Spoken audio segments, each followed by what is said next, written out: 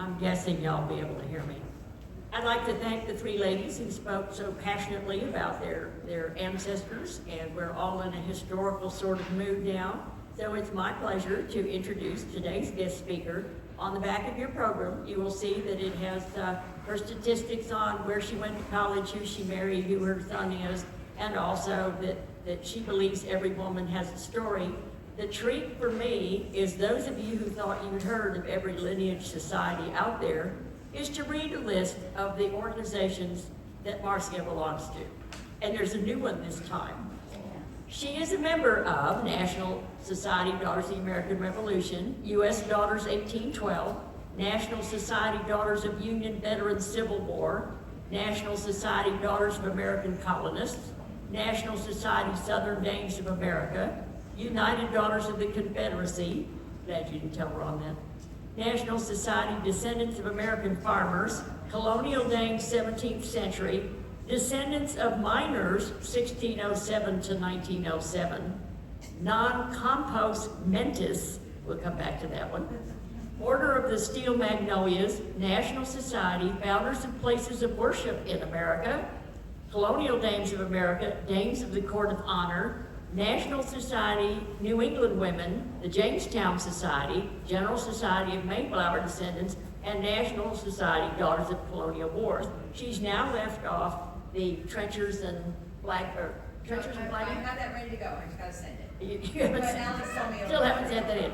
So when I looked at this one, I said, okay, there's actually a lineage society called Non-Compos Mentis, and she says, yes, if you can prove that you have a Balkers ancestor, you can belong to the lineage society from crazy ancestors.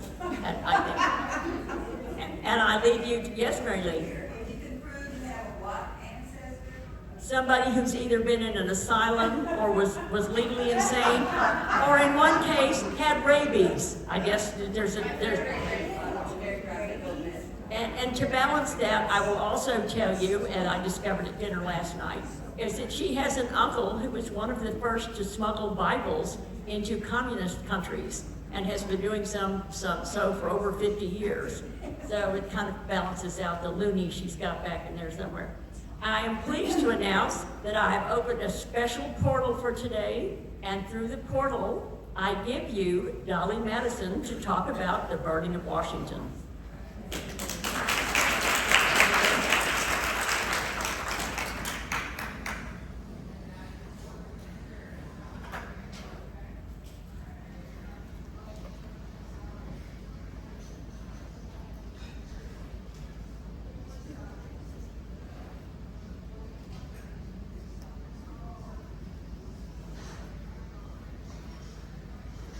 Infernal French devices.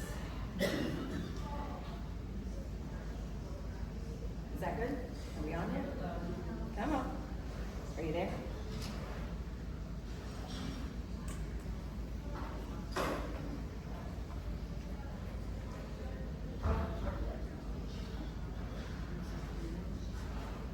Hello. Oh, there we went.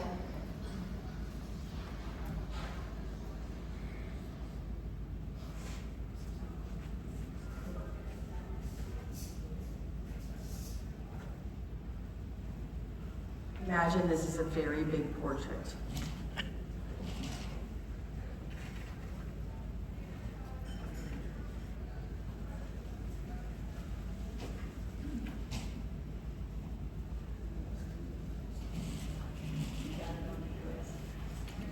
What else is new?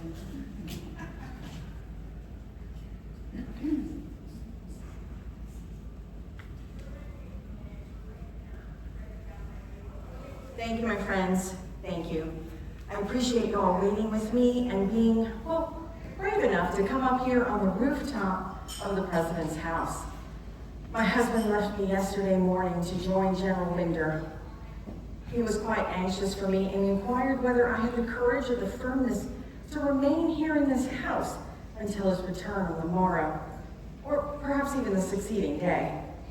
And on my assurance that I had absolutely no fear but for him and the success of our army, well, he left, and he beseeched me to take care of myself and all of the cabinet papers, public and private, and I've since received 2 dispatches from him, written only with a pencil.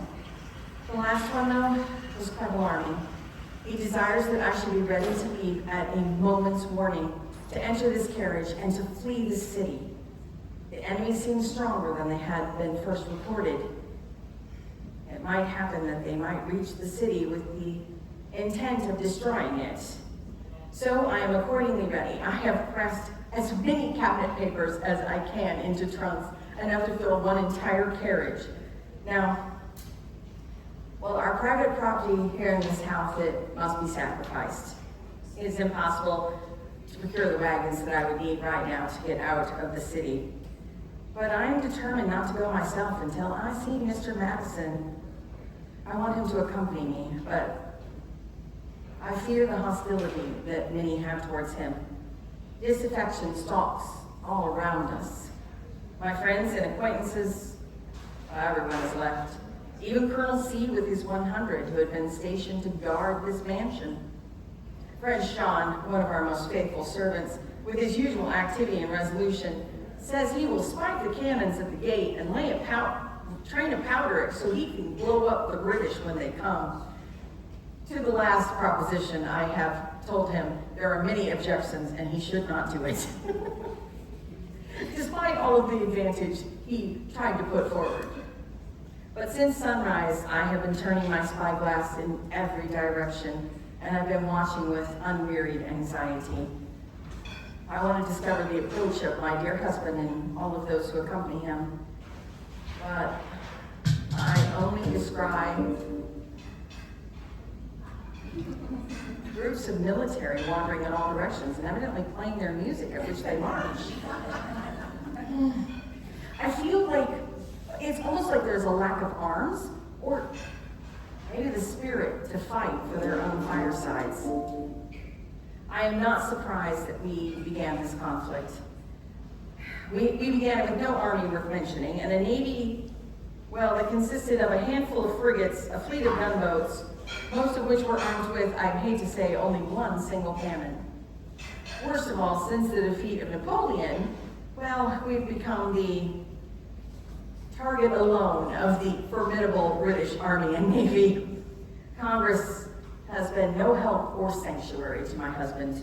New Englanders sneer and scoff at Mr. Madison's war, and the governor of Massachusetts has refused to allow any of the state's militiamen to join the campaign in Canada. Mr. Madison has fallen ill so many times that I fear for his very life. The only good news, though, we've had some lone victories over ships by our Navy. Here, I wanted to be the President's house to be one of the few places in the nation where hope and determination never end and continue to flourish. I've always been an advocate for fighting when assailed. Now, I know this is a shocking attitude given my Quaker upbringing, but I hold tightly to my heart the joy that filled our nation with the news of that victory over that frigate Macedonia off the Canary Islands. When that young lieutenant appeared at one of my balls carrying the flag of the defeated ship, senior naval officers paraded it around the floor and laid it at my feet. It was a wonderful day. I've always tried to destroy rancorous feelings that come in so very bitter between our two parties, the Federalists and the Republicans. I desire that the members of Congress, well, I want them to weary of flinging those curses at each other and to come to my social events and relax and even be willing to discuss compromises and conciliation with the opposite side. I have made all of their wives and daughters my allies in this project. The city, though, now it's so quiet. It feels so odd to stay at home and not be out visiting, leaving my calling cards everywhere in the city. I miss those gatherings. It would be filled with so many people that the young people, they called my gatherings squeezes, because you had to squeeze in. Now, I do not miss the stress of presiding over those crowded rooms. Oh, my head would be so dizzy. But I would have to maintain my equanimity, even when the news has been bad, as it has been so often. Critics heap scorn upon the president, but I must remain immune to such slander if I wish to be his true political partner. The British have been relentless in their determination to reduce we Americans to the obedient colonists they think we ought to be. Checked by our American naval victory on Lake Erie and the defeat of their Indian allies in the West, they've concentrated their assault on our coastline from Florida to the Delaware Bay. Again and again, their landing parties have swarmed ashore. They've pillaged homes. They've even raped women and burned public and private property.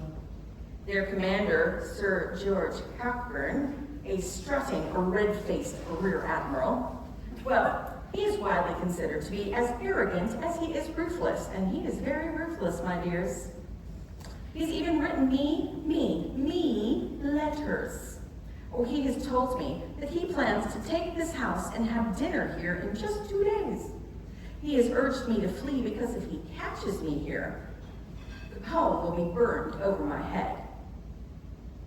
I did not tremble at this, but I feel affronted that this red-faced little admiral thinks that he can send me notes, that he would make his bow in my drawing room soon. Not even satisfied with this threat, he sent another missive to inform me, like I didn't already know, that I'm hated by the British Army, the British diplomats, the British press, and the British people. His men, they are going to capture me. They are going to put me on a boat, and they are going to take me back to England.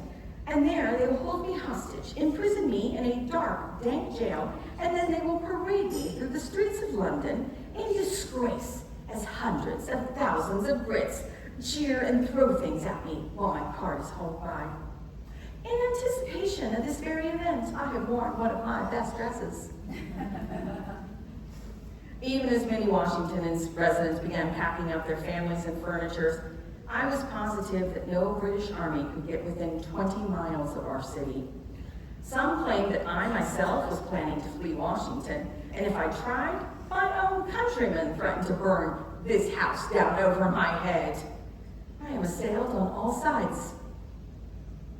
But it's hard to believe that one scant week ago, the British fleet did drop anchor only 35 miles from our capital. 4,000 troops under the command of Major General Robert Ross, they came ashore in Maryland without one single shot being fired, and then they began their advance on Washington. There was not a single trained American soldier in the vicinity to oppose them. All President Madison could do was call out thousands of militia under the command of Brigadier General William Winder. And as time and the British marched on, it became obvious that Mr. Winder was completely incompetent. And more and more of my friends urged me to flee our city. You saw the thousands of Washingtonians crowding the roads. We can still see them down there now. But my resolution to stay with my husband is unwavering. So I have remained. Now, I did welcome Mr. Madison's decision to station 1,000 militiamen on the lawn, not as a gesture of protection for me, but a declaration that we intend to stand our ground. The president has then joined the 6,000 militiamen marching to confront the British in Maryland. I really believe that his presence will stiffen their resolve. After the president had ridden off, though, I decided I would show my own resolve. And I planned a dinner party at the president's house. But not one single invitee answered or accepted my invitation. So I've spent the last several days going up to the roof, scanning the horizon with a spyglass, hoping to see evidence of American victory. And I received only those 2 scribbled messages. Now, do not fret, my friends. Earlier, Mr. Madison and I discussed all the possibilities, and if the unrest happens, the worst that can be. I must save those cabinet papers and every public document that I can. But I do not wish to leave. I feel my presence might deter enemies ready to harm the president. Thank you. Oh, dear, a note from the president. We've had a battle, a skirmish near Blanditsburg. That's why we can still hear the cannon. Mr. Madison comes not? Oh, God, protect us all. What, 2 messengers have come? They bid me fly? But I still mean to wait for him here. At this late hour, they finally procured a wagon, and I've had it filled with the most valuable portable articles. The red silk draperies, the silver service, even the gold and blue china. Whether it will reach its destination at the Bank of Maryland or fall into the hands of the British soldiery, events will only determine. But I cannot waver. I must wait for my husband. Go, order dinner to be served. If I were a man, I would post a cannon in every window of this house, and I would fight to the very bitter end. Oh. Major Carroll, Charles Carroll, a very close friend of Mr. Madison and myself, has told me I must go. Mr. Madison has said I must acquiesce. Wait, oh no, Mr. Carroll, no, don't be in bad humor with me. I have just realized we cannot leave the portrait of President Washington behind. We cannot leave it behind. We must take it. I will not abandon it to the enemies who mocked or desecrated. Quickly, we must get it down. Why did they screw it to the wall? Oh, we do not have the tools. Mr. Baker, Mr. DePester, why are you here? Oh, yes, I am leaving soon, but we must take this portrait with us. Can you break apart the frame? Oh, thank God. I will entrust this painting to you to conceal it from the British at all costs.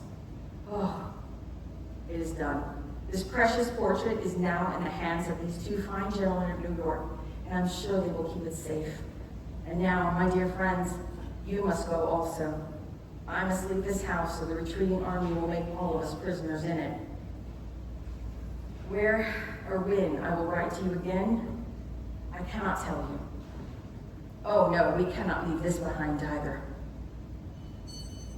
No, Mr. Carroll, that's Jim Smith. Jim, have you come from the battle? Oh my dear, you are covered in mud and sweat. Yes, we are leaving now. The British are only a few miles away. Oh dear.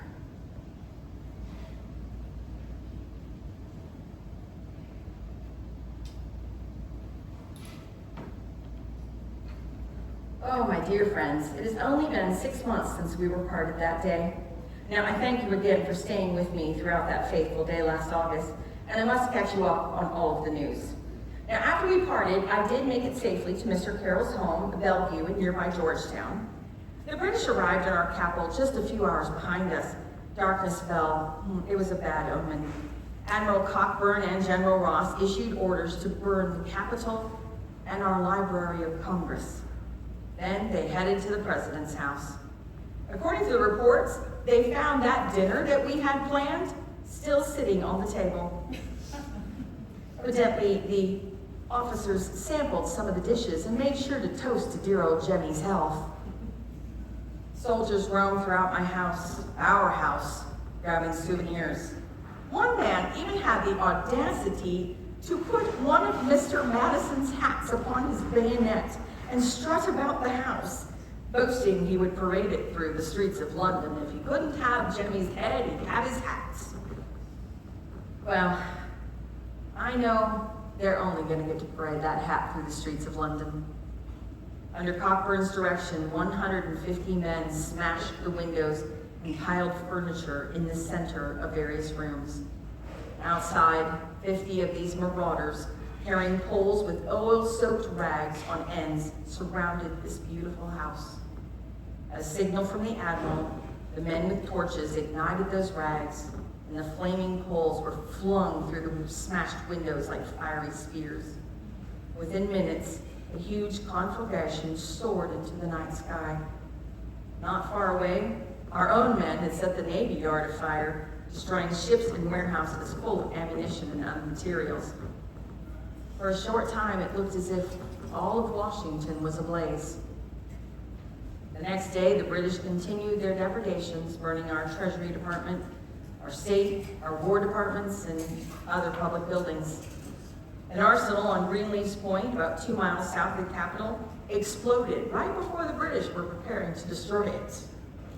30 men were killed and 45 were injured. But then then God. A sudden storm erupted, and the high winds and the violent thunder and the lightning, well, this storm from God was more effective than General Winder and the Secretary of War, John Armstrong, put together. They caused the British commanders to retreat to their ships. A raid on our capital was ended. I then received a note from Mr. Madison. He said he was now in Virginia and I should join him, and I was finally reunited with him.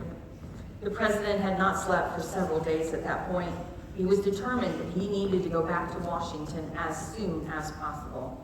He insisted that I remain in Virginia until the city was safe. By August 27th, he had already re-entered Washington. In a note written hastily to me the next day, "You cannot return too soon." And I did not wish to be separated from him or my beloved Washington city. And on August 28th, I rejoined my husband in that city. We stayed in the home of my sister Anna. But the sight of the ruined Capitol, charred and blackened shell of the president's house, was almost unbearable to me. For several days, I was morose and tearful every time I looked out the window. Mr. Madison, he was shattered and woebegone. In short, he was heartbroken. He also felt betrayed by our Secretary of War, Armstrong, who resigned, praise God, but also by General Winder and that ragtag army that had been routed. I laid the Capitol's destruction at the feet of the low morale that was caused by the insults and the denunciations of Mr. Madison's war from the citizens of New England. We cannot be defeated by an external enemy, but an internal enemy, that is the most dangerous. In the aftermath of the British rampage through the nation's capital, many urged the president to move the government to a safer place. The Common Council of Philadelphia declared they were more than ready to have us come right back, and they would have housing and office space for the president and all of Congress. But I fervently maintained with Mr. Madison that we, him and Congress, we all needed to remain in Washington City. And the president agreed with me. He called for an emergency session of Congress to take place on September 19th. I have not been idle in this time. I have persuaded that the Federalist owner of the Octagon House let the president and I use it as our official residence. I opened the social season again as if nothing had happened, with a very crowded reception on September 21st, less than a month after all of these events. The president and I have been heartened by the unexpected support elsewhere in our country. See, we didn't realize it, but our capital, it was a symbol of pride for our new nation. A city we had built from nothing, out of wilderness, that we had tried to make as beautiful and grand as we could. And they were outraged to discover that our ancient enemy had burned it. On September 1st, President Madison issued a proclamation exhorting all of the good people of the entire United States to unite with their hearts and their hands in order to chastise and expel this wretched invader. There was only one issue worth discussing now. Would we fight back? And on September 10th, 1814, the Niles Weekly Register, a Baltimore paper with a national circulation, of course, spoke for many when it said, "The spirit of this little nation is roused." The British fleet sailed into the port of Baltimore 3 days later, on September 13, determined to batter Fort McHenry into submission. This would allow the British to then seize our harbor ships, to loot our waterfront warehouses, and force the city to pay a ransom. But we all heard that little poem published in the Baltimore papers, and it is claimed, "Okay, say can you see by the dawn's early light?" I hear within a few days, the words were even set to music in a popular song that is now being sung all over Baltimore. Good news came from even more distant fronts. American fleet on Lake Champlain won a surprise victory over the British Armada on September 11th. The British had fought a half-hearted battle there and retreated to Canada. In Florida, after a British fleet appeared in Pensacola Bay, an American army commanded by General Andrew Jackson seized Pensacola, under Spanish control, of course, and so the British were deprived of their place to disembark. President Madison gleefully touted these victories in his message to Congress. But the House of Representatives remained unmoved. It voted 79 to 37 to debate abandoning Washington City. Still, Mr. Madison resisted. So, I turned to all my former allies, those wives and daughters and sweethearts and sisters. I gathered them all. I summoned all of my research because I was going to persuade those congressmen to change their minds. At Octagon House, I have presided over several scaled-down versions of my White House galas. I and all of my lovely allies have lobbied these legislatures as they have continued to debate this proposal. Finally, both of the houses of Congress voted not only to stay in Washington, but to completely rebuild our city and make it more beautiful than it was before. Our worries were by no means over now. After the Massachusetts legislature called for a conference of 5 New England states to meet in Hartford, Connecticut, well, rumors swept the nation that New Englanders were going to secede, or at the very least, to mandate semi-independence that could spell the end of our union. A delegate leaked the scoop to the press. President Madison will resign. Meanwhile, 8,000 British troops have amassed in New Orleans and landed, and they will clash with General Jackson's troops. We know this. If they capture the city, they will then control the Mississippi River Valley.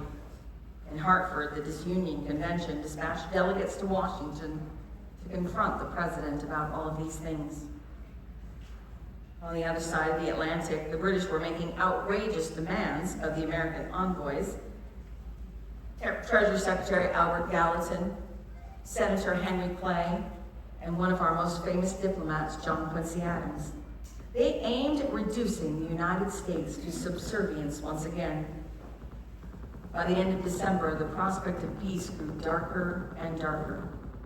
In January, we knew the fate of New Orleans would soon be learned, and so much depended upon it.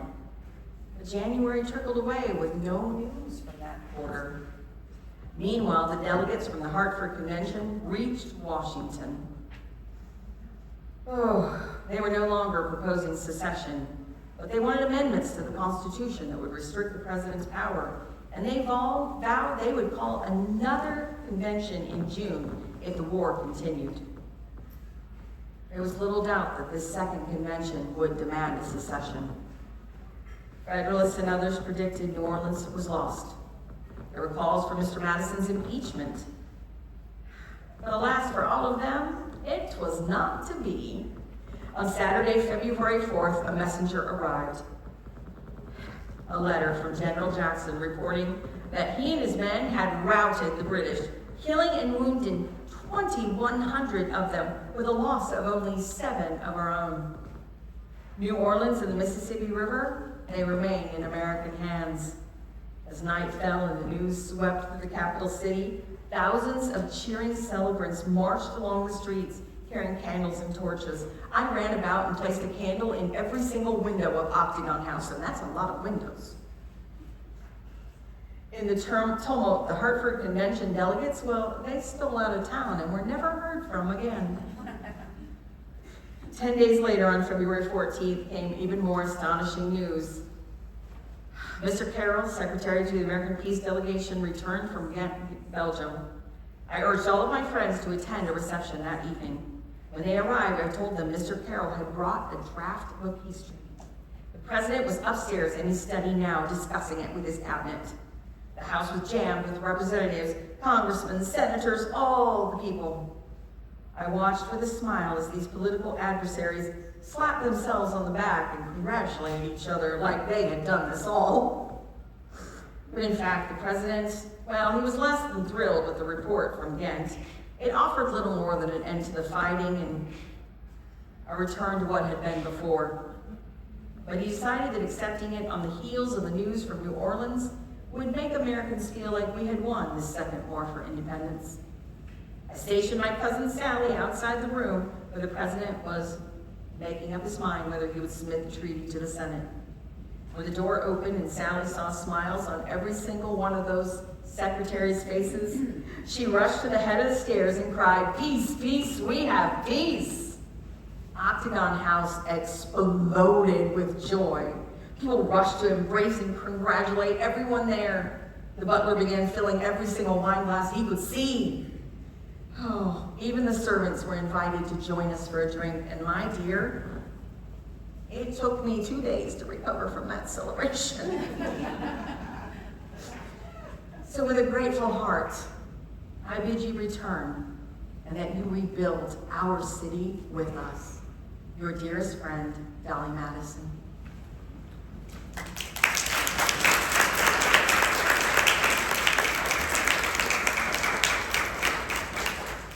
Any questions?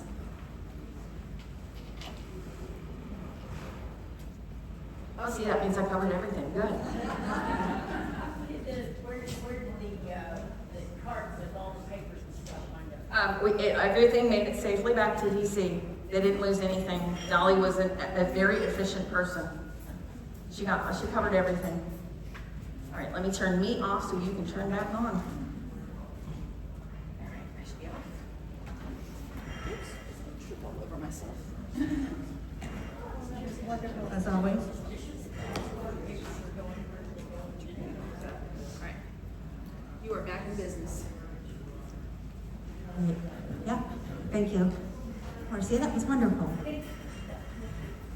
This meeting is now adjourned, and Pat will say grace for today's luncheon.